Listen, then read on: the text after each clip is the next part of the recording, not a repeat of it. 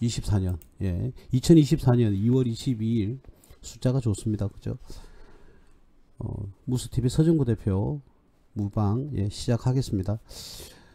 오늘은 코스피 지수가 뭐 박스권에서 횡보하는 그죠? 그런 과정을 보였습니다. 전고점 대비 전고점에서 횡보를 하는 그런 모습을 보여주죠.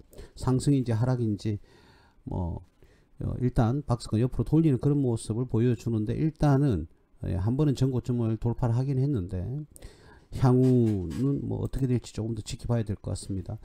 지금 현재 경제적 푸시를 해주는, 원래 선거 앞이 되면 조금은 경제적 부분에서 조금 풀리는 그런 경향이 없지 않아 있긴 한데요.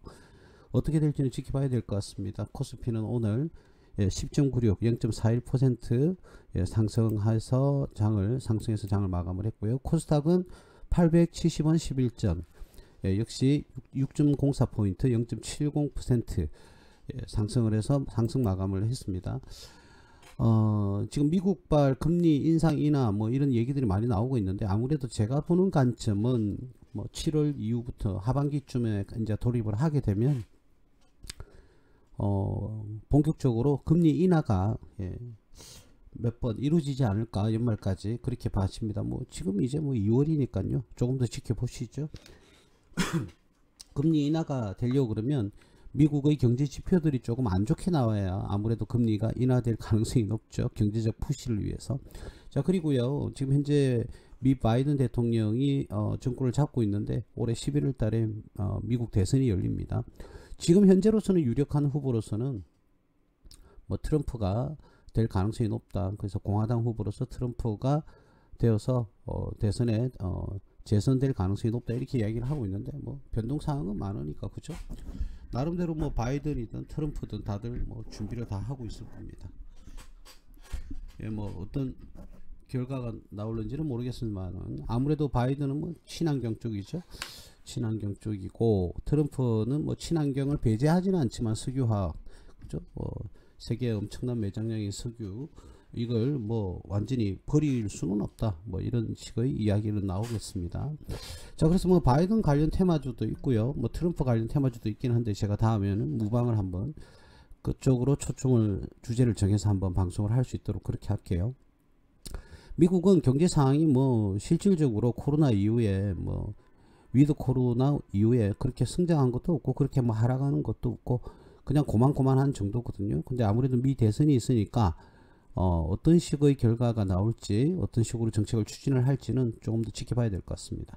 아무래도 미국의 나스닥 그리고 다우지수에 우리나라의 지수는 영향을 많이 받기 때문에 아무래도 조금은 관심을 가져야 되지 않겠나, 그렇게 봐집니다.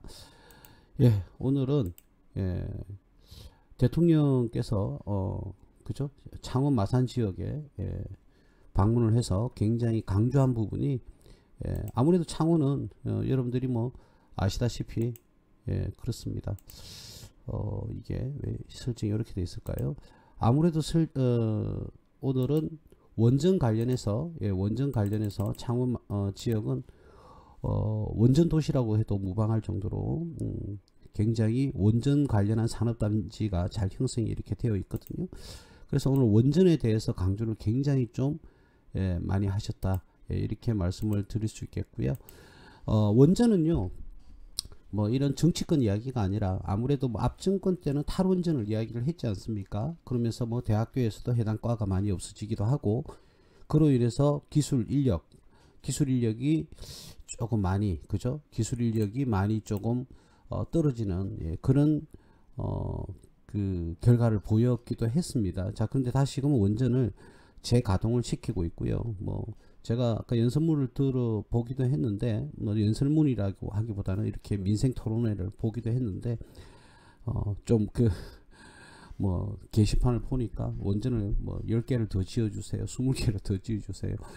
뭐 사실은 그렇잖아요. 왜 그러냐, 아무래도 이 원전이 많으면 그렇다고 해서 무턱대고 뭐 10개 20개 이렇게 찍어낼 수는 없는데 원전이 아무래도 에너지 효율이 가장 높으니까요, 그죠? 물론 뭐 예전에 뭐 우크라이나 지역이었습니까? 그게 원전 관련해서 폭발해서 뭐 위험하다 이런 얘기들도 나오긴 하는데요. 실질적으로 요즘은 그렇게 관리를 하지는 않습니다. 예. 그렇게 관리를 하지 않고요. 그렇게 소홀한 관리가 아니고 굉장히 엉망진창이었죠. 그때 당시에. 지금은 굉장히 뭐 2중, 3중, 4중 이렇게 뭐 몇 중 장치를 합니다. 그만큼 위험하니까 안전장치도 굉장히 그 부분을 강화시키죠. 자, 그래서 만약에 말이죠, 우스갯소리인데요, 우리나라의 원전이 뭐 10개가 더 생긴다, 20개가 더 생긴다, 그러면 거의 뭐 전기요금 거의 없겠죠. 예, 아무래도 모든 그 생산은요 전기가 위주가 될 수밖에 없어요, 여러분들. 공장 가동도 마찬가지고. 그래서 전기요금이 뭐 그동안 그죠, 이 올리지 않고 굉장히 오랫동안 저가로 전기를 공급을 했던 건 사실이고, 이거는 뭐 정치하고도 연관이 좀 되다 보니까 좀 민감한 부분이다 보니까 어쨌든 전기요금을 이제서는 안 올릴 수가 없는 그런 상황까지 와버린 거죠. 그래서 전기요금을 작년입니까 재작년에 이렇게 인상을 하는 그런 방법을 확정을 지었습니다. 그죠? 그래서 전기요금이 올라간 건 사실이다. 그런데 전 세계적으로 우리나라가 전기요금이 거의 뭐 꼴등 수준입니다. 즉 말하자면 가격 면에서 굉장히 저렴한 상황이라는 거죠. 지금 현재도. 그러나 일단은 우리 많은 자영업자 또는 기업들 그 다 포함해서 그런 원가 상승의 부담이 줄어드는 게 좋은 거니까, 그죠? 그래서 이제 뭐 원전을 없애자 뭐 이런 과정은 뭐 조금은 제한돼야 되지 않겠나 그렇게 봐지거든요.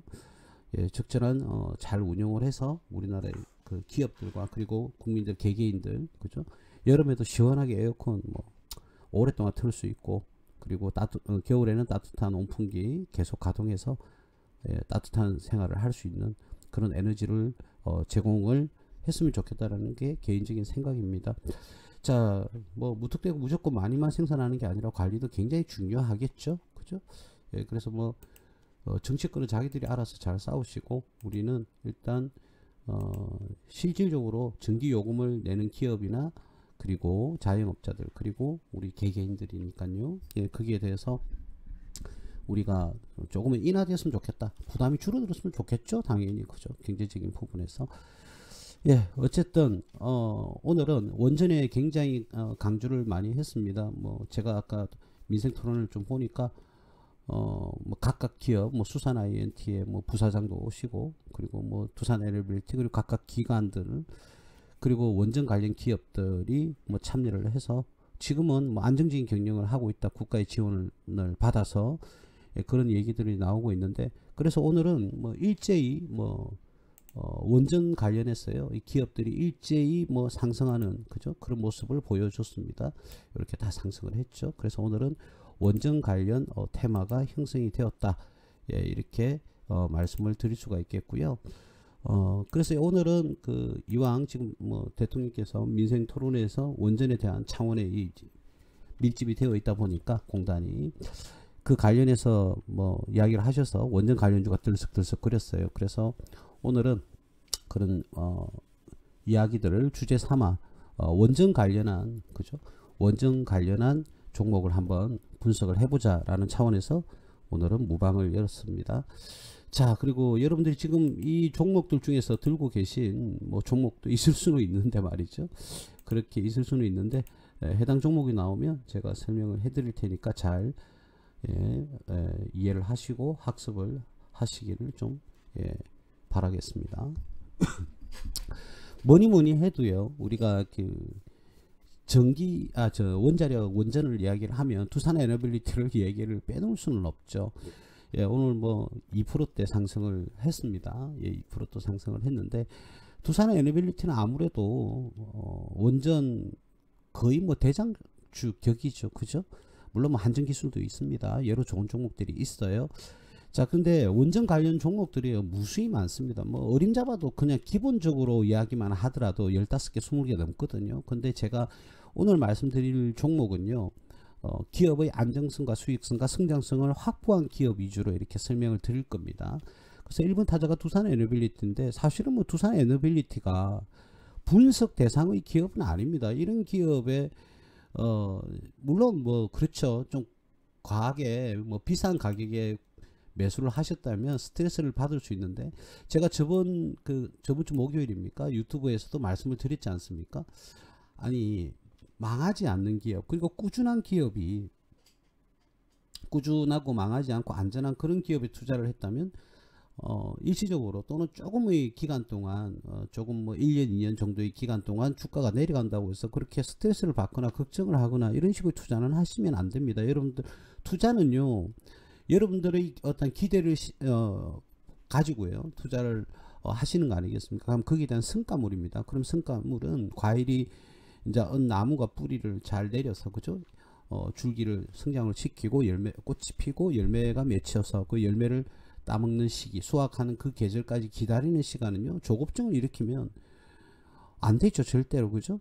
여러분들 그렇지 않습니까? 당장 수익을 내고 싶다, 그거는 조금 뭐 과욕이 아닌가. 물론 저도 늘 말씀드리지만 매수하자마자 뭐 급등 이렇게 하면 뭐 기분 좋죠. 기분 좋은데 무조건 그걸 기대하고 투자하지는 않습니다. 여러분들도 그렇게 하셔야 되겠고요.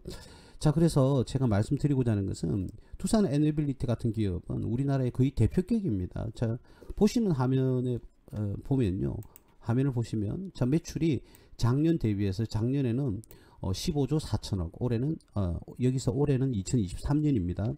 17조 5천억, 예, 매출이 뭐 무려 한 2조 원 넘게 이렇게 상승을 했고요. 영업이익은 어떻습니까? 예, 그렇죠. 1조 1천억에서 1조 4천억으로 늘었고요.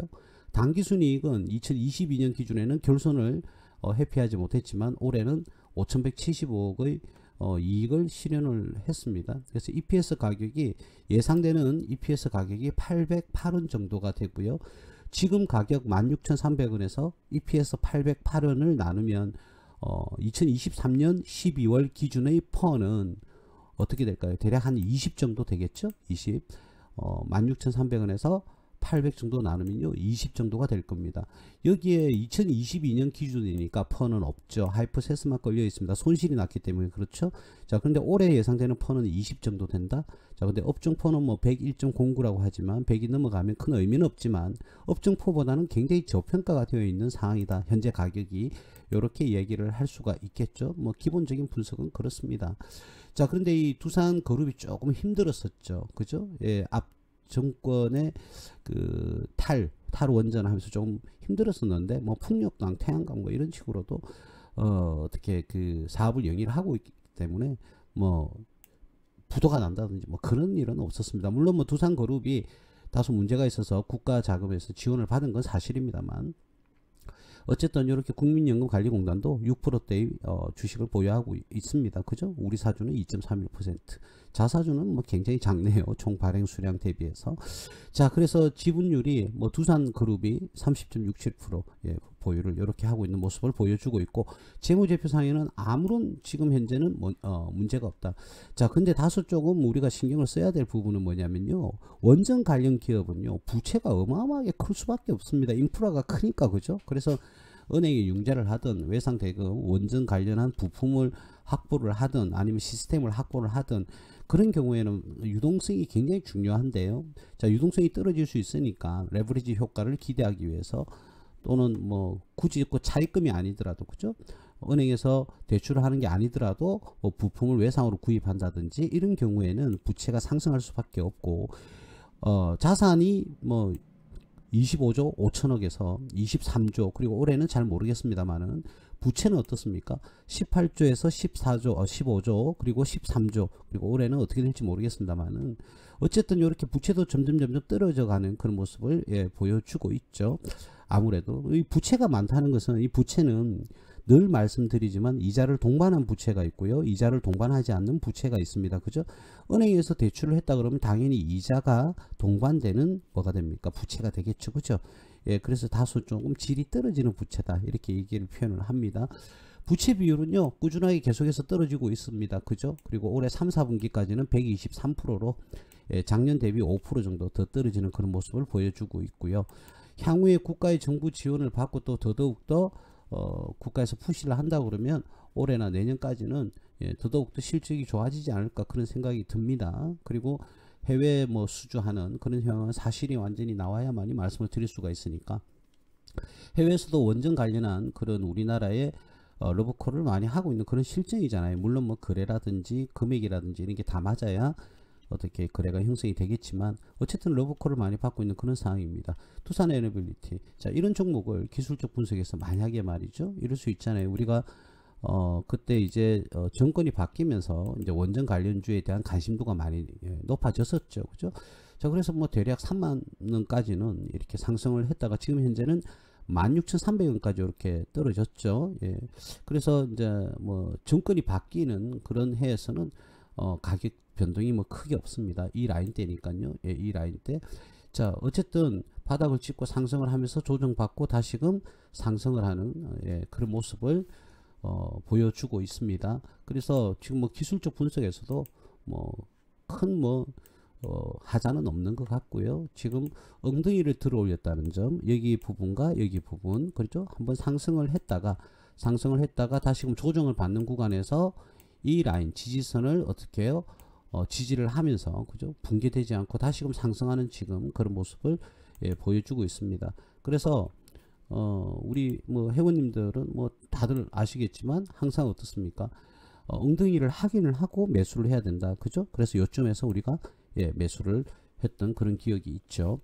예, 그래서 뭐 충분히 뭐 향후에도 크게 문제가 되지 않는다. 제가 그런 말씀을 한번 물론 뭐 제 생각이니까 제가 신은 아니지 않습니까?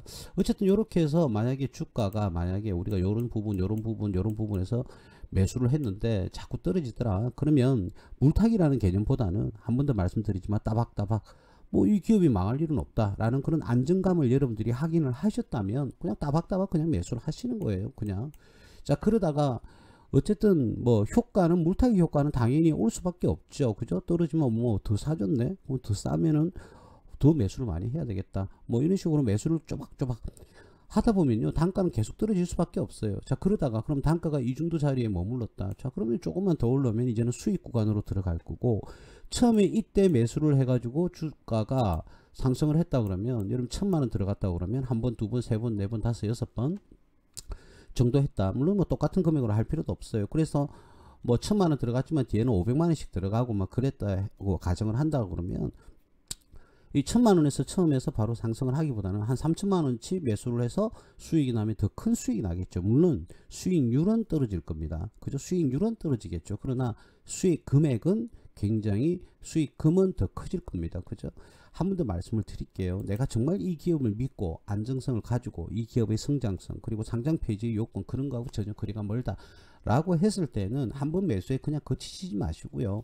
정말 그 기업을 믿는다 그러면 따박 계속적으로 매수를 해서 여러분들이 안정적인 그런 수익을 낼 수 있는 그런 여러분들 투자를 선택을 하셔야 됩니다. 여러분들 소중한 재산을 잃지 않는 그런 투자를 하셔야 됩니다. 그 부분 제가 100번, 1000번, 만번 강조를 드리고 있습니다. 자, 그러면 대표님 저는 처음에 들어갈 때 여기 한 3천만 원 들어갔단 말이죠. 자, 그런데 주가가 뭐 여기까지 떨어지고 여기도 떨어지고 뭐 해서 다시 들어가고 싶은데 아니 돈이 없다는 거죠. 그러면 괜찮습니다. 여기 3천만 원 들어가면요, 여러분들 담배값을 줄이죠. 뭐 10만 원씩 뭐 15만 원씩 조금씩 계속 들어가면 돼요. 처음에 3천만 원 들어갔다고 해서 그 다음에도 또 3천만 원 들어가고 또 3천만 원 들어가라. 물론 그 라인은 사실은요 맞추는 게 좋긴 합니다만 우리는 그렇지 않지 않습니까? 그렇지 않잖아요. 그죠? 우리가 자금이 뭐 사실은 뭐 계산을 하고 그렇게 했으면 좋겠는데 그러지 못할 때에는 처음에 3천만 원 들어갔다고 해서요 나중에도 꼭 3천만 원 들어가라는 법은 없죠. 뭐 20만 원치도 사고 500만 원치도 사고 또 300만 원치도 사고 또 돈이 없으면 2주 정도 또 사고요. 뭐 그렇게 해 나가시면 돼요. 그러다 보면 단가는 안정성을 갖추게 되고 또 나중에 한 번의 수익을 내게 되면 이렇게 상승을 하게 되면 여러분들이 수익 구간에서 수익을 실현해서 나올 수가 있을 겁니다. 그러니까 그 기업을 믿는지 안 믿는지 본인의 마음부터 한번 되돌아보시는 게 중요하겠고요. 물론 당연히 트렌드는 맞아야 된다. 미래에 뭐 망할 그런 트렌드를 투자를 하고 있다. 그러면 굉장히 어려워지죠. 그렇죠? 예, 그래서 기업과 경제적인 우리 기업의 산업의 트렌드는 반드시 확인을 하시고 종목을 선정을 하셔야 된다. 예, 그런 부분은 우리가 뭐 전문가님들이 많이 뭐 도와주실 수 있습니다. 그죠? 예, 그게 뭐 어렵죠. 쉽지는 않죠. 그죠? 자, 그리고 제가 이왕 말이 나와서 말씀드리는 건데요. 요즘 뭐 수많은 뭐 언론 매체에서 이런 얘기를 해요. 이제 이게 간다, 저게 간다, 요게 간다, 그게 간다. 제가 분명히 그랬지 않습니까? 작년 2023년 7월 이후에 제가 분명히 말씀드렸어요. 2차 전지는 지금 너무 포장이 되어 있다. 과대평가되어 있다. 제가 예전에 유튜브에도 당연히 그렇게 올려놨습니다. 확인하시면은 뭐 가능한데요. 왜 그러냐면 주가가 상승은 선반영하기 때문에 미래의 성장 이익에 대해서 어떻게 해요? 올해 그러니까 작년에 이제 2차 전지주가 많이 갔지 않습니까? 2023년에 그죠? 많이 갔는데 그게 2024년, 2025년의 실적을 미리 반영을 했다 그러면 어떻게 될까요? 그건 굉장히 거품인 거죠. 그죠? 그래서 굉장히 위험하다라고 제가 말씀을 드렸었습니다. 그죠? 그래서 여러분들 너무 언론 매체에서 이야기하는 것만 들으시면 안 된다. 2차 전지 좋죠. 관련 기업 좋습니다. 좋은데 너무 그 언론에 맹신을 해가지고요. 언론 말 듣고요. 자기 생각인 것 마냥 그죠? 여러분들 그렇지 않습니까? 언론에서 이야기하는 거 듣고 그게 맞다라고 판단을 하고 또 이게 내 생각인 마냥 남들한테 2차 전지는 무조건 간다. 무조건 간다. 뭐 그런 얘기들을 많이 하지 않습니까? 예, 그런 걸 좀 지양을 하셔야 됩니다. 굉장히 위험한 발언이시고요. 저도 뭐 그래도 전문가의 길을 가고 있으니까 여러분들에게는 제 생각을 여러분들의 도움을 드리기 위해서 이렇게 유튜브를 찍는 거 아니겠습니까? 그래서 그 부분은 좀 말씀을 드리고 싶어요. 조금 너무 맹신하지 마시고 여러분들이 더 똑똑하신 부분이 더 많이 있을 수 있잖아요. 그죠? 그러니까 만약에 지금 뭐 청취하시는 분들이 원전 관련한 회사를 근무하고 계신다고 그러면 저보다도 더 많은 지식과 더 많은 정보를 가지고 계실 거예요. 그 업종에 대해서는. 그렇죠? 예, 그렇죠. 그러니까 여러분들 자신을 너무 과소평가하지 마시길 바랍니다. 그렇다고 해서 자만심에 빠지시면 안 되겠지만 너무 또 과소평가하는 것도 여러분들 성장을 저해하는 요인이라고 저는 생각을 하거든요. 그래서 자신의 생각을 반드시 자신이 먼저 그에 대한 판단을 맹신하지 마라. 언론에 나와 있는 것을 너무 언론이나 많은 뭐 영상 매체들을 통해서 여러분들이 공부를 하실 건데요. 너무 맹신해서 그것만 맞다 라고 생각을 하시면 좀 곤란하다. 이런 말씀을 좀 드릴게요. 자, 두 번째 기업입니다. 한전기술. 두산 에너빌리티와 더불어서요. 전혀 뭐 무리가 없죠. 한전기술. 예. 두산 에너빌리티와 더불어서 원전 하면은 제일 먼저 떠오르는 기업 바로 한전기술입니다. 자, 이 한전기술 기업은요. 기본적 분석을 한번 해보면 매출은 꾸준하게 늘고 있습니다. 그죠? 늘고 있으면서 2023년에는 5,400억 대략 450억 정도가 성장을 했고요. 영업이익도 139억에서 286억입니다. 당기순이익도 180억에서 327억으로요. 147억이 증가했습니다. 그리고 지금 이제 EPS 가격이 854원이에요. 자, 예상되는 그 재무제표죠. 자, 근데 늘긴 늘었는데 지금 현재 주가가 71,100원입니다. 71,100원인데 지금 가격 대비해서 854원을 하면요. 계산할 필요도 없죠. 굉장히 지금 퍼 수준이 높은 상황이라고 이렇게 볼 수가 있죠. 회사는 전혀 문제가 없는데 지금 현재 형성되어 있는 주가는요. 예, 그렇습니다. 굉장히 이 기업은 실적 대비해서는 주가가 높은 상황이다. 이렇게 말씀을 드릴 수가 있겠네요. 예, 우리가 뭐 그대로 한번 구해 볼까요? 예. 우리가 예상되는 금액이 800원이라고 그러면요. 71,100원에서 나누기 800을 하면 거의 퍼 수준이요. 88.8 대략 뭐 89 정도 나와요. 근데 이 회사의 업종 퍼가 얼마냐면은 31이거든요. 31. 그래 올해 실적을 반영을 해서 퍼를 구해도 80대가 넘어요. 근데 업종 퍼는 31이죠. 그래서 일반적으로 퍼 기준으로 했을 때는 지금 가격은 조금 높은 수준에 있다라고 좀 거품이 사이즈에 있다 이렇게 보시면 되겠고요. 물론요. 그런데도 불구하고 주가가 상승할 수는 있습니다. 어떤 경우냐면 올해 1년 동안 실적이 굉장히 좋아질 거라고요. 예를 들어서 이익도 작년보다 한 5배가 늘었다든지 어떤 턴어라운드가 와서 뭐 10배가 늘었다든지 그런 경우에는요. 지금도 주가가 더 갑니다. 왜냐하면 주가는 항상 선반영하기 때문이죠. 예, 그런 기대감은 당연히 가지고 있습니다. 자, 그러나 지금 현재의 가격으로 봤을 때 올해 당장 지금 1월 2월에 매출이 어마어마하게 올랐을 수도 있는 거잖아요. 그죠?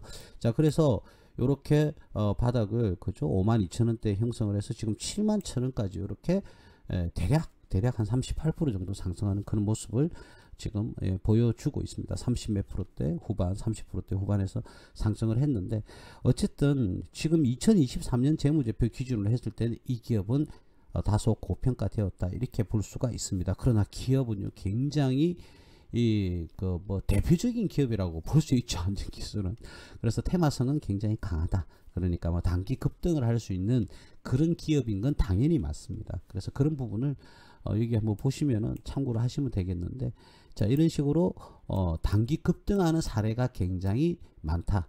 예, 그래서 테마성이 좀 강하다 이렇게 얘기를 할 수가 있죠.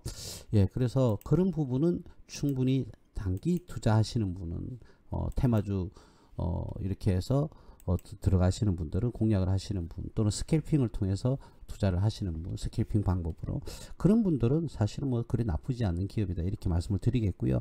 중장기적인 관점에 봤을 때는 지금 현재까지는 조금 고평가되어 있다 이렇게 분석을 할 수가 있겠습니다. 그러나 이 기업은 테마성이 굉장히 강하다는 점, 예, 그런 부분은 분명히 여러분들이 함께 생각을 조금 하셨으면 좋겠다 이런 말씀을 좀 드리겠습니다.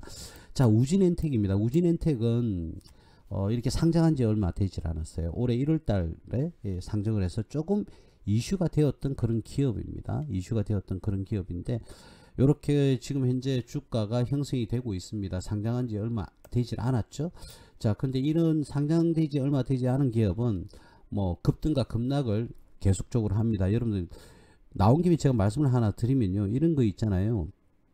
공모주를 사서 따상 뭐 이렇게 이야기, 따따블 뭐 이런 말씀 하시지 않습니까? 그러니까 매수하자마자 뭐 이렇게 북북 올라가는, 예? 이걸 기대하고 여러분 뭐 매수를 하지 않습니까? 그죠? 예, 근데요 무조건적으로 이렇게 상승하지만은 않죠. 예. 그래서 저는 개인적으로 우리 회원님들께 공모주에 대해 접근을 하지 마시라고 제가 말씀을 드리는데요. 여러분들 공모를 한다고 해도 좋은 기업들은요 겨우 뭐 한 주 정도 받을 수가 있어요. 한 주 정도. 여러분들 경험하신 분들도 계실 건데요. 한 주 정도 뭐 받을 수 있죠. 요 종목은 제가 그 인터넷 매체를 통해서 하긴 했는데, 뭐 정확하게는 모르겠고 인터넷 매체를 통해서 하긴 했는데, 한 분이 3억을 넣었는데 3억을 넣었대요. 근데 한 주도 못 받으셨다 하더라고요. 5억 넣으신 분이 한 주 받았다 하더라고요. 한 주. 예, 예. 좀 당황스럽죠. 뭐 많은 인기가 있는 우진엔텍 기업입니다. 자, 그러나 이 기업이 정말 시가에서 적절한 시가를 형성을 하고 있는가, 그거는 조금 지나봐야 합니다. 이 기업이 뭐 잘못됐다는 건 아니고요. 이 기업이 어떤 분식 얘기를 했다는 건 아니지만, 상장 기업은 시장의 평가를 확실히 받아야 됩니다. 그걸 받고 난 후에 여러분들이 매수를 할지 안 할지를 한번 검토를 해봐야 되지 않을까, 그런 생각이 들거든요. 자, 올해는 뭐 이거는 뭐 그렇게 중요하지 않아요. 올해 그 실적이 아니고 올해 초에 이렇게 상장을 했기 때문에 이건 2023년 실적인데, 일단은요 과거에 매출은 꾸준하게 상승하는 모습을 보여주고 있고 영업이익도 꾸준하게 상승을 하고 있습니다. 자, 당기순이익이 2023년 기준 53원 정도, 53원 정도. 근데 이건 좀 뭐 크게 의미가 없긴 합니다만, 자, 그래서 예상되는 EPS가 지금 나오는데 579원 정도가 예상이 지금 되고 있습니다. 그죠? 자, 그러면 579원이면 퍼 기준은요 47 정도가 됩니다. 47 정도가 되거든요. 자, 그럼 47 정도가 되면 이 기업의 업종포 76보다는 좀 작습니다. 작긴 한데 이 기업의 그 재무제표가 어떤 신빙성을 가지고 있다든지 신뢰성을 지금 현재는 가지기는 조금 힘들다. 아무래도 제가 저번 시간에도 말씀드렸지만, 제가 이 기업의 재무제표 분석, 분식회계로 박사학위를 받았었는데요. 이러한 기업은, 상장한 기업은 시가에 이제 시가가 형성이 되는 거죠. 시장 가격이 증권 거래소를 통해서 이렇게 형성이 되는 거거든요. 예, 그렇습니다. 그래서 지금 뭐 일반적으로 퍼 기준에서는 뭐 업종포보다는 좀 저평가가 되어 있다고는 하지만, 혹독하게 시가, 우리 이 투자자들의 어떤 반응을 확인을 한 다음에 들어가시는 게 좋다. 그래서 웬만하면 시간이 한 2년 3년 지나고 나서 그 기업을 다시 분석을 해서 매수와 매도를 해야 되는 게 여러분들에게는 권유드리는 방법이거든요. 그래서 웬만하면 공모주는, 또 상장된 지 얼마 안 된 주는 여러분들이 매수하는 것을 조금 제가 권해드리지는 않습니다. 권해드리진 않아요. 제가 이런 말씀 드렸는데, 만약에 어제 그런 말씀을 드렸는데 오늘 이렇게 올랐다고 그러면 또 저한테 뭐 화살을 날리실 겁니까? 비난을 하실 건가요? 예, 뭐 어제 제가 이런 거는 웬만하면 좀 자제하시는 게 좋다 말씀을 드렸다고 가정을 한다면 오늘 이렇게 오르면 또 비난을 하시거나 그러지 마세요. 예, 제 마음 약한 사람이니까. 예, 그래요. 그래서 뭐 기업의 현재 발표된 재무제표에서는 크게 뭐 문제가 없긴 해요. 그리고 기업이 업종포에 비해서는 뭐 그렇게 고평가된 게 아니라 약간 저평가가 되어 있다. 이 정도 수준이거든요. 그래서 뭐 신뢰성은 아직까지는 없습니다만 주가 차트상은 그렇게 지금 현재는 주가 차트가 나쁘지는 않은 상황인데 일단은 이 기업의 신뢰성은 아직까지 없다. 이 정도만 말씀을 조금 드리겠습니다. 이 기업도 제가 기억하기는 대략 한 26, 7대 1 정도였던 걸로 알고 있어요. 공모할 때. 그래서 원전 관련해서 떠오르는 뭐 그 기업이다. 이렇게 얘기들도 인터넷상에 많이 떠들어왔어요. 근데 일단 뚜껑을 열어보니까 그죠? 이렇게 뭐 상한가하고 그 다음에는 이 상한가 신규 공모가를 제가 모르겠으니까 상한가 한번 가고 그 다음에 12% 정도 상승을 한 다음에 어마어마하게 흘러내렸다가 다시 어마어마하게 올랐다가 다시 훅 하고 이렇게 빠지고 있죠. 저도 좋겠습니다. 이 시점을 잡을 수 있다면. 이 시점을 잡을 수 있다면 저도 좋겠습니다. 물론 확률적으로 잡는 방법은 있는데 여러분들이 이렇게 쉽사리 그렇게 생각하고요. 그죠? 내 감으로 한다. 이런 거는 절대적으로 지양을 해야 되겠죠. 예, 그래서는 안 됩니다. 분명히 제가 말씀드릴게요. 예, 그런 식의 접근은 좀 곤란하겠고요. 그 다음, 이게 아니라, 그 다음엔, 볼까요? 이제, 그 다음에는 뭐 현대건설입니다. 현대건설은 뭐 달리 말씀을 드리지 않을게요. 왜 그러냐면, 뭐 현대건설 기업은 여러분들이 다들 뭐 잘 아시지 않습니까? 지금요? 예, 지금 거의 뭐 바닥권을 형성을 했네요. 이거는 뭐냐면 원전 건물체를 짓는 기업이잖아요. 그지? 현대건설이. 예, 그래서 뭐 일단 원전 테마주로 엮이긴 합니다만 실적은 보면 뭐 굉장히 2022년 대비해서 8조 4천억이 늘었네요. 그죠? 8조 4천억이 늘었고 영업이익도 5,700억에서 7,800억, 2,100억 정도 상승을 했네요.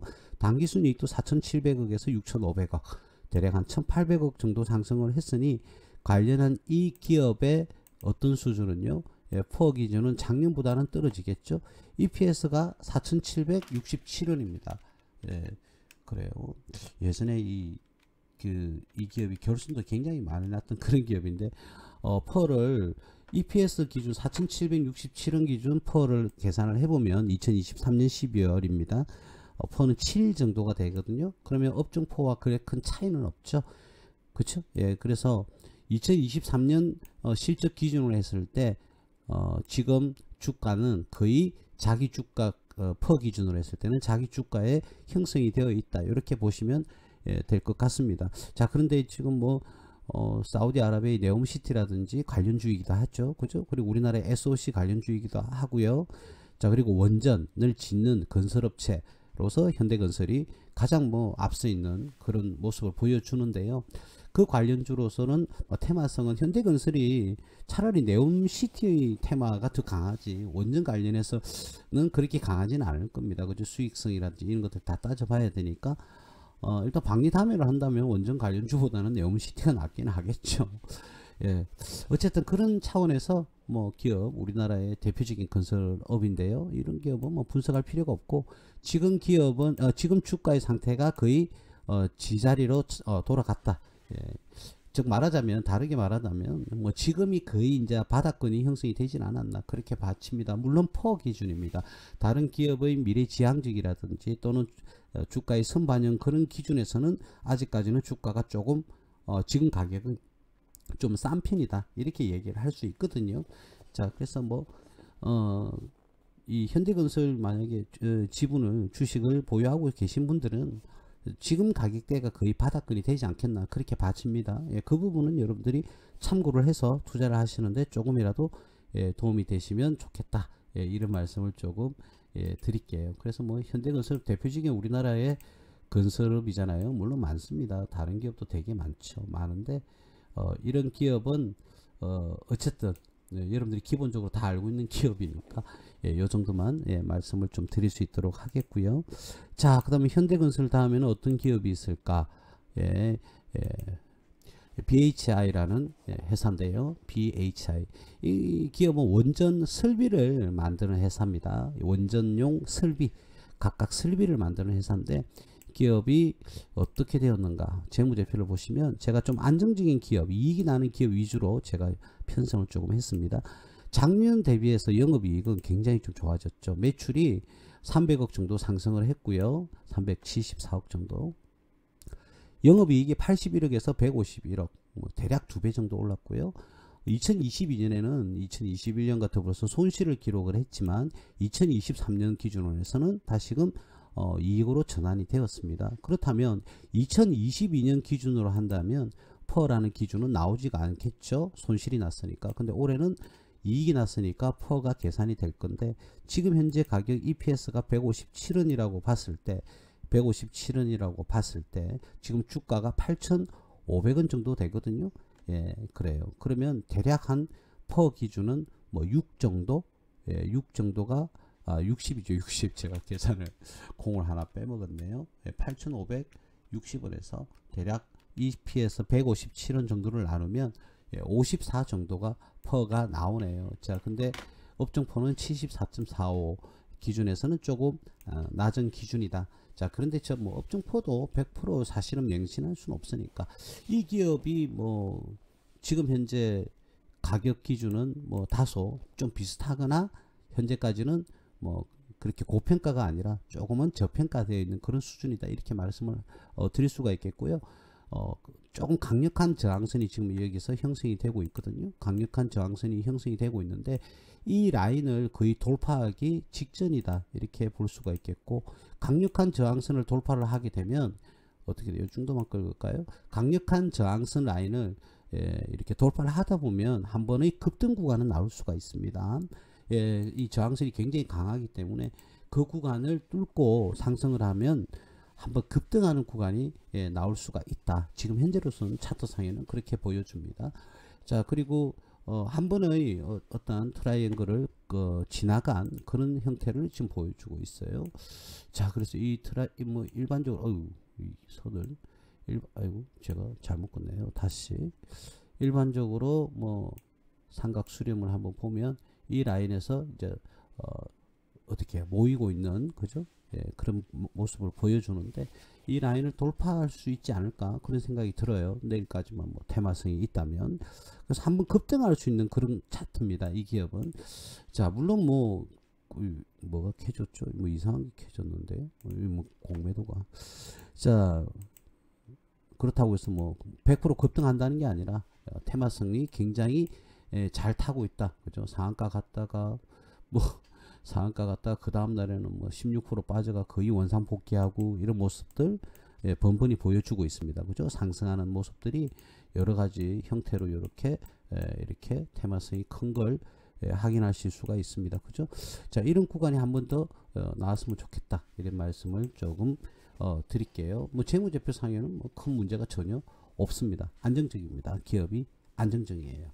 이 추세가 안 끊기고 계속 가서 보유하고 계신 분들은 이렇게 수익이 좀 나서 조금 기쁨을 만끽하셨으면 좋겠습니다. 개인적으로 우리 회원님들은 이 종목을 가지고 계시지는 않습니다. 그쵸? 그 다음 종목을 한번 보면요, 우리기술입니다. 자, 정말 이 우리기술은요 뭐 유명하죠. 굉장히, 그죠? 대선 테마주에도 엮이기도 하고요. 그리고 각 정치 관련 테마주에 많이 엮이는 대표적인 종목이 바로 이 우리기술입니다. 뭐 정치인 정책주에도 많이 엮이기도 하고요. 자, 근데 이 기업이요, 우리가 그렇게 하면 기업이 별로 안 좋다 하지만 이 기업이 의외로 이익을 잘 내고 있는 기업입니다, 그죠? 그래요. 그리고 2023년 기준도 3, 4분기 실적이 이렇게 상승을 하는 바람에 이 구조가 더 좋아질 수 있다. 그리고 매출은 뭐 작년 수준에서 거의 500억 플러스 마이너스가 좀 될 것 같아요. 그 꾸준한 어떤 거래처가 있다, 구매처가 있다라는 부분을 이야기를 해주죠. 그래서 만약에 난 테마주에 한번 공략을 해보고 싶다 그러면 괜찮은 종목이다, 우리 기술은. 왜냐하면 보통 우리가 일반적으로 보면요, 각각의 테마주에 공략을 하시다 보면 어떤 문제가 있냐면 기업의 실적이 너무 안 좋은 기업들, 그런 기업들이 일회성 테마를 타고 상승을 하는 경우가 있어요. 보시면 알 겁니다. 아니다 다를까 완전 급락을 또 하게 되죠. 그래서 내가 상한가 간 종목을 매수를 했다. 일명 뭐 불타기라고 할까요? 그래서 상한가 간 종목을 이렇게 매수를 하셨는데 그 다음날 또 상한가 간 종목을 매수하는 이유는 뭐냐면 상한가 간 종목은 그날로서 소멸되지 않아요. 그 다음날에 최소한 몇 프로 이상은 상승을 했다가 하락을 하든지 아니면 한 번 더 상승을 하든지 둘 중에 하나거든요. 거의 다가. 물론 뭐 갭 하락을 해가지고 바로 떨어지는 경우도 없잖아 있긴 한데 확률적으로 말씀을 드리는 거예요.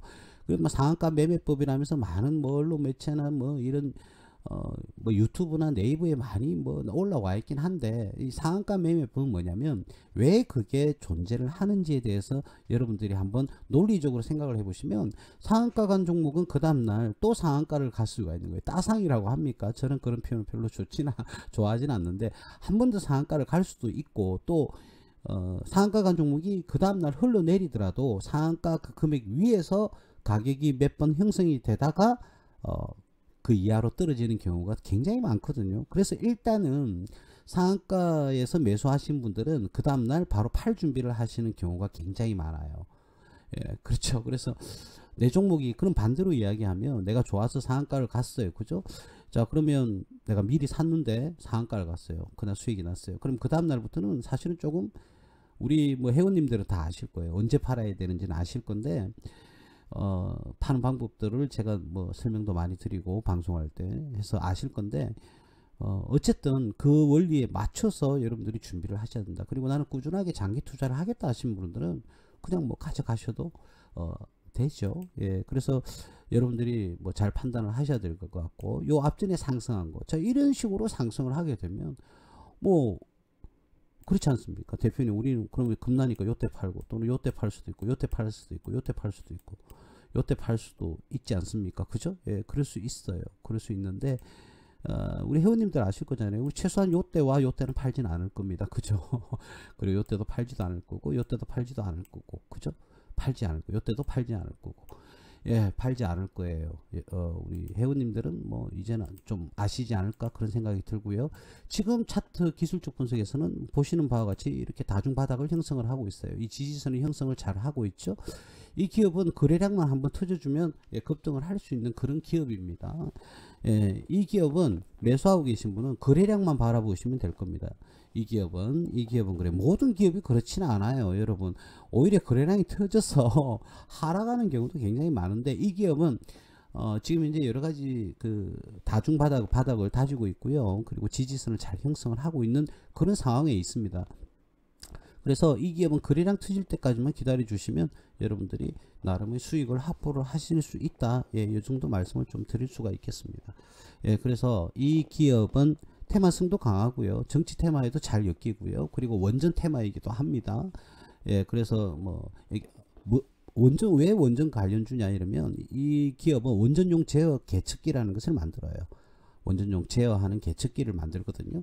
자, 그래서 원전 관련 테마에 엮여 있습니다. 오늘은 뭐 대략 뭐 1.47%밖에 안 올랐긴 하지만 예, 어쨌든 원전 관련 테마주로서 한 자리를 차지하고 있다. 예, 이 부분 여러분들이 기억을 하셨으면 좋겠습니다. 예, 그래요. 테마성이 굉장히 강한 기업 중에 하나였습니다. 예, 요 기업 여러분들 머릿속에 좀 기억을 하시는 게 좋을 겁니다. 제가 이런 말씀 드리면 이유가 있겠죠. 그죠? 예, 그리고 지금은 바닥권을 잘 형성을 하고 있다. 그리고 거래량만 터지면 단기적으로 뭐 급등도 할 수 있다. 예, 이 정도 말씀만 예, 드리겠습니다. 예, 그리고 뭐 시간이 벌써 50분이 지났네요. 와우. 자, 우진이라는 기업입니다. 우진이라는 기업도 이 기업은 뭐 기술적 분석부터 먼저 한번 해볼까요? 자, 이 자리가요 굉장히 강력한 이 저항선이며 지지선이거든요. 어떻게 보면 이 구간이 박스권 구간인데 보시는 바와 같이 지금 박스권 하단에 뭐 형성이 되어 있기는 합니다만 자, 지금 현재는 박스권 이런 종목은 박스권 매매도 하기에도 굉장히 좀 용이한 종목이죠. 그죠? 기술적으로는 그렇습니다. 뭐 기술적 분석 뭐 다들 뭐 이제는 웬만한 기술적 분석은 다 아실 거예요. 그죠? 그래서 뭐 딱 이렇게 차트를 보면 아, 이건 박스권 매매에 관련해서 투자를 하면 되는 기업이구나. 사고 팔고 하시는 거 좋아하시는 분들, 특히 스캘핑 투자를 하시는 분들은 굉장히 용이한 종목, 예, 스캘핑을 아무 기업이나 하는 게 아니고요. 그래서 뭐 많은 뭐 여러분들 제발 좀 모르겠어요. 뭐 유튜브나 이런 걸 너무 맹신하지 마시고요. 그리고 또는 네이버나 뭐 이런 매체들이 있지 않습니까? 너무 맹신해서 거기에 뭐 국한돼서 여러분들이 자꾸 투자하시려고 하면 안 됩니다. 박스권 저 스캘핑도요. 아무 종목이나 하는 게 아닙니다. 아무 종목이나 하는 게 아니고요. 일단 주로 박스권이 형성되어 있는 종목을 첫 번째 타깃으로 삼아야 돼요. 첫 번째는 박스권이 형성되어 있는 기업을 일단 몰색을 해야 된다. 스캘핑 투자 기본은요. 그 두 번째는 우리가 저점에서 매수를 해서 고점 되면은 매도를 준비를 하긴 하는데 그 고점 저항선이죠. 그 저항선을 돌파하게 되면 더 큰 수익이 납니다, 여러분. 그래서 일단 스캘핑은요, 지지선 확보된 상태에서 매수를 하셔서 그리면서 말씀을 드려볼까요? 제가 이런 걸 상세하게 설명드리면 안 되는데, 자, 이 지지선을 형성하고 있는 이 라인에서 매수를 하셔서 여기는 저항선은 11,000원대네요. 자, 이 라인 갈 때까지 기다린 게 아니고 이 근사치에서 매도를 하는 거예요. 자, 그런데 이게 계속해서 꾸준하게 계속 올라가더라는 거죠. 그런데 만약에 11,000원을 돌파하지 않습니까? 그죠? 이걸 돌파를 했다. 그러면은 여러분들이 매도를 하시는 게 아니라 더 큰 수익을 기대하고 기다리셔야 되는 거예요. 보통 스캘핑 하시는 분들이 뭐 2주 하시는 분들도 계시고요. 한두 달 하시는 분들도 계신데, 그거는 기간을 딱 짜놓고 하는 것이 아니라 이런 차트의 모습을 보고 하셔야 되는 거예요. 정리를 하자면 스캘핑 투자에는 가장 뭐 다른 종목을 무조건 하지 말라는 게 아니라 박스권을 형성하고 있는 기업에서 스캘핑 투자는 가장 바람직한 방법이 될 수가 있다. 단 이 스캘핑을 할 때에는 저점에서 일단 지지선에서는 매수를 해서 저항선 언저리에 오면은 매도 준비를 하는 것인데, 박스권 형성되어 있는 종목에서는요. 그런데 이 저항선을 돌파를 하고 있는 상황이다. 그러면 그 저항선이 왔다고 해서 무조건적으로 던진다라는 생각을 하시면 안 돼요. 그러면 이게 뭐 여기까지 왔어요. 저항선까지 왔어요. 그러면 대표님 어떻게 하면 좋을까요? 그러면요, 여러분들이 거기에서 팔아야 될지 안 팔아야 될지를 모르겠다, 애매하단 말이죠. 그러면 이렇게 형성하면 되죠. 뭐 6대4, 7대3으로 나누는 거예요. 그래서 한 7이나 6을 60%는 그냥 매도를 하시고 3, 40%를 조금 더 가져가 보시면 된다. 그런데 이 저항선을 뚫을 듯 하면서 다시 흘러내리면 나머지도 이제 잘라내시면 되는 겁니다. 양쪽 다 수익이죠. 그죠? 그래서 최소한의 그런 뭐 여러분들이 여러분들은 전문가가 아니시니까, 그죠? 전문가가 아니시니까 그 정도는 충분히 여러분들도 생각을 해서 판단을 해서 투자를 하시는 게 괜찮습니다. 그렇다고 해서 수익이 적고 그렇지는 않아요. 그러니까 여러분들 자신을 너무 과소평가는 하지 마세요. 여러분들도 물론 뭐 처음 투자하시는 분들도 계시고 조금 오랫동안 투자하신 분도 계시긴 할 건데요. 다들 차이가 있긴 하겠지만 대체적으로 조금 뭐 겁을 내고 오래 하신 분일수록 겁을 내고 자기 어떤 신뢰를 하지 못합니다. 그 정도로 힘드셨다는 것은 나름대로의 실력은 늘고 있을 거예요. 대신 투자를 하실 때는 자신의 프레임을 가지고 투자를 하셔야 된다는 것, 그 부분은 좀 말씀을 드릴게요. 그러니까 휘둘리지 마시고 부안해동하지 마시고 자신만의 원칙을 만들어서 그 원칙을 철저하게 따라가는 투자를 하셔야 됩니다. 이럴 때는 이러고 저럴 때는 저러고 그렇게 하시면 여러분들은 중구난방식으로요 투자를 하시게 되고, 여러분들의 실력을 향상시키기보다는 오히려 더 머리가 아픈 그런 실력을 보유하게 되는 그런 문제점이 있습니다. 그래서 하나의 프레임을 잘 짜시고 거기에 어떠한 이유에서도 흔들리지 마시고 그 원칙을 지켜나가시는 게 투자에서는 굉장히 중요합니다. 그게 쉽지는 않아요. 쉽지는 않은데 그걸 한번 우리가 오랫동안 지켜나가다 보면 이제 새로운 것이 보이기 시작을 하거든요. 물론 뭐 이 고점에 왔을 때는 여러분들은 어떤 특정한 뭐 무시하는 게 아니라, 이걸 절대로 무시하는 게 아니라 어떤 특정한 기준을 나는 팔아야 되겠다, 아니면 난 돌파할 때까지 기다리겠다라는 그런 프레임을 가지고 있다 그러면 여러분들의 생각대로 하시면 돼요. 그죠? 자, 근데 내가 그런 프레임이 없다 했을 때는 반 이상을 좀 드러내고 먼저, 그 다음 나머지 남아있는 것을 한 번 더 저항선을 뚫기까지를 한번 기대해보고 기다려준다, 이런 식으로 진행을 하셔도 되고, 재무제표상의 이 회사는 지금 이제 저항선에 올라왔어도 현재까지는 왔어도 엄청 저평가다 했을 때는 뭐 한 번 더 가져가 보시는 것도 괜찮습니다. 그래서 그 여간 쉽지는 않습니다만은 여러분들이 프레임을 한번 짜면 그걸 그대로 실천을 할 수 있는 반복 학습이 되어야만 여러분들이 나중에 실력이 점점 늘어나지,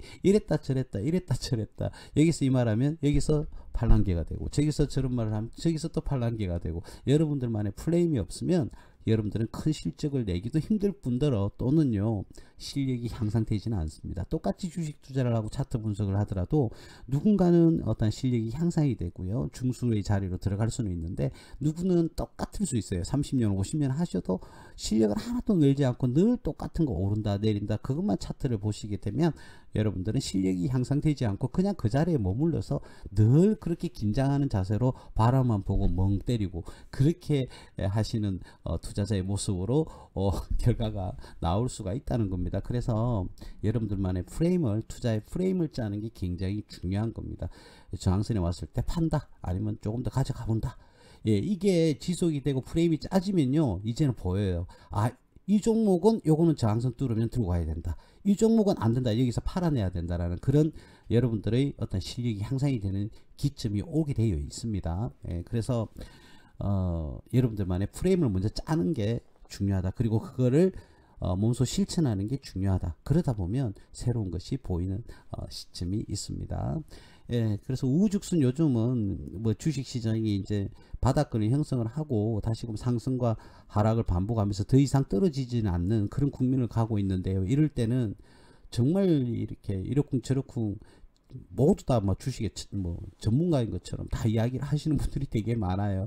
그분들이 나쁘다는 것이 아니라, 나쁘다는 건 아니죠. 뭐 진짜 좋은 정보를 주시는 분이 계실 수 있잖아요. 그러나 맹신은 하지 말라는 겁니다. 제가 지금 이렇게 방송을 하고 있지만 제 말도 100% 맹신하지 마시고 여러분들만의 커리큘럼을 만드시는 거죠. 저는 여러분들에게 도움을 드리는 사람이지 무조건 날 따라라 뭐 이런 건 아닙니다. 물론 뭐 우리 회원님들은 당연히 뭐 저의 종목 선정과 저의 판단을 믿으시고 들어오시는 거겠죠. 그렇죠? 근데 일반적인 이 방송도 뭐 유튜브에 뭐 이렇게 올리겠지만 유튜브를 들으시는 분들도 제 말도 100%는 맹신하지 마세요. 여러분들이 도움을 그냥 얻으시고요. 여러분들만의 프레임을 잘 짜시고 성공 투자를 하시면 됩니다. 대신 부안해동은 절대로 금물입니다. 여러분 자신을 과소평가하지 마시길 바랍니다. 2022년 2월 20일 무스TV 서정구 대표 방송은, 오늘 방송은 분량 뭐 종목은 더 많은데요. 예, 여기까지 하도록 하겠습니다.